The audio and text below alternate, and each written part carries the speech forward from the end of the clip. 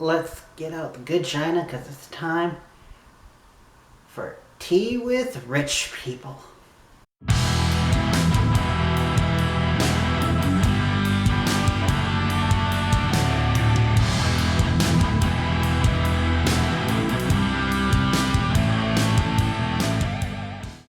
Greetings, geeks and geek gorillas. It's me. I'm back for something new. Big Little Lies. Now, this show I had planned on doing and playing catch up on, but life got in the way. Don't worry, it's mostly healed now, but it was bad earlier. And then that plus reviewing on a regular basis and all, and also trying to catch up on Handmaid's Tale, which is why there wasn't a playing catch up for that. But anyway, don't want to bore you with that. Also, I'm not going to go into summarizing season 1. You guys have already probably seen it by now, and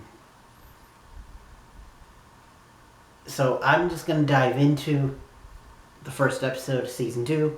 So, spoiler alert, if you guys haven't seen it, go watch it, then come back and tell me what you think in the comments down below. I don't really know how to summarize all this because it was a lot of setup, so I will just split it up into the different families.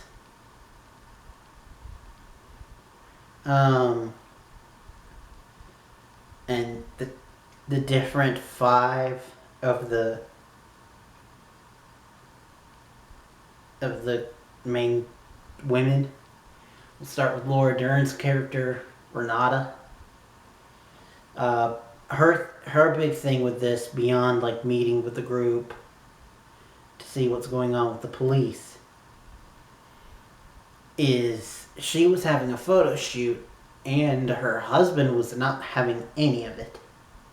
And I gotta tell you, I saw it in season 1. The husband, and even more so now that his hair is longer than mine and he's obsessing about trains more than Sheldon, which is funny because young Sheldon is in the show. But anyway, and he's getting drunk while doing it.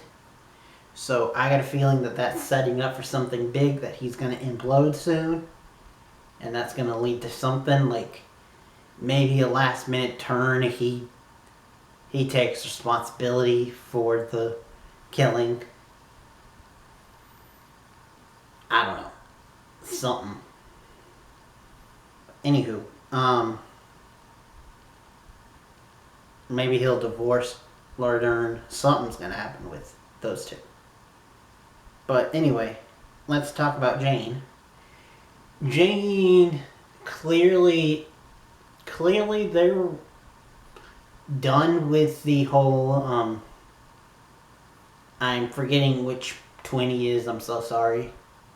Whether he's Iceman or Jimmy Olsen from Smallville. But one of the twins. Clearly they couldn't get him back or something. They are ignoring or kind of just saying that was over. Him and Jane, even though I like them together. But they are seemingly setting up her with someone else. Even though he's got like some bad pre-notions about her. Which, funnily enough, is played by the oldest son from Big Love. I will try to ignore his Bye Bye Man performance. I don't blame that movie on him. Anywho, so that's basically what happens there. But I also just want to point out that Jane actually now has a job where she's a presenter at the aquarium, which is really cool because her and Ziggy spent a lot of time there in season 1, and that was really cool. it was very nice to see her finally happy and see her dancing in the beach. Then we got Bonnie, who Bonnie is not really dealing with everything. There's clearly more going on to her than just this, but even if it was this, it would still take a toll on her. But the way that she's coping with everything is just to lock everyone out. And Madeline tries to go to her to say, we're here to help you, but she doesn't exactly believe her. But I believe that Bonnie's stuff is just going to evolve as the show goes on. Because her character, you don't just go from like a supporting character to lead character overnight. You gotta build towards it. And then speaking of, let's talk about Madeline. Madeline, her big story here is like calling out the principal and all, but her biggest story this episode is the fact that she found out that Meryl is Perry's mom is actually looking to buy a house there. She knows about this because she's apparently like really gotten into real estate over the break. So she's gotten away from the stage and gotten her own little bit of self-worth, even though she can't put work and friends aside, which might get her in some trouble. And speaking about the affair, we see that the guy that she cheated on her husband with, his wife, now got implants. And we kind of saw her being very frank and almost flirtatious way with Ed. And I hope that that's not hinting that they'll have an affair. You know, like an eye for an eye type thing. My hope beyond hope is that she's going to hit on him. And she's going to try to initiate them cheating. And he's going to debuff her. Because I think that's the kind of guy Ed is.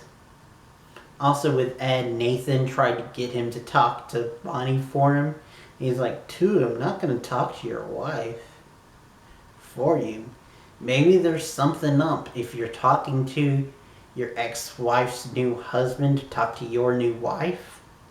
Which is true. But Nathan just goes on the defense.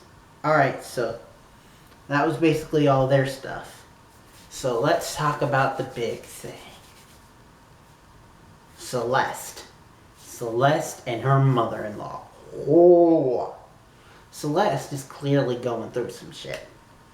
Because it is clear that she is going through the whole thing that happens with people who are related to or in a relationship with an abusive type person, which is like Psychology 101, where they're sad for the good part of the person that died. They're also happy for not having to deal with the abuser anymore, but they're also guilty about feeling happy. And seeing her interact with Meryl is just really interesting. Like at the dinner table where Meryl screamed and like scared the kids. That was very interesting. Hopefully I'll get Meryl's name right so I won't call her Meryl. But for now she's just Meryl, because it's Meryl frickin' Streep. Anyway, so all that was interesting. And Meryl Streep, by the way, had some really good one-liners. You're short. That's not a bad thing. I'm not saying that's a bad thing. Or maybe I am. And then that last line that she said to Celeste. Because Celeste has a dream about Perry and about Perry still being alive. And she doesn't want him to be alive. So she apparently screams because she's been having nightmares dealing with all these complex feelings that I went into. And she just screams and Meryl comes to her and she's like, "So, who are we killing?" It's like, what the fuck? What the fuck? So, like I said, this episode was good, but it was a lot of setup. So, let's see how this happens as the weeks go. Sorry this is a little bit late. That's all on me. I thought it was coming on at 10 instead of 9. Also, probably this is going to be out a little late because of Old Man Mac, as always. But anyway, and also, I think I'm going to have to be doing a lot of editing with this. But anyway, thank you guys for watching. Next time you'll see me will be for... Oh yeah, Monday for a late Nosferatu. Even though I forgot to record it, so I don't really know how I'm going to watch it. But I'll try to find a way. Thank you guys for watching. Till next time, Head Beyond. And there was the mother team.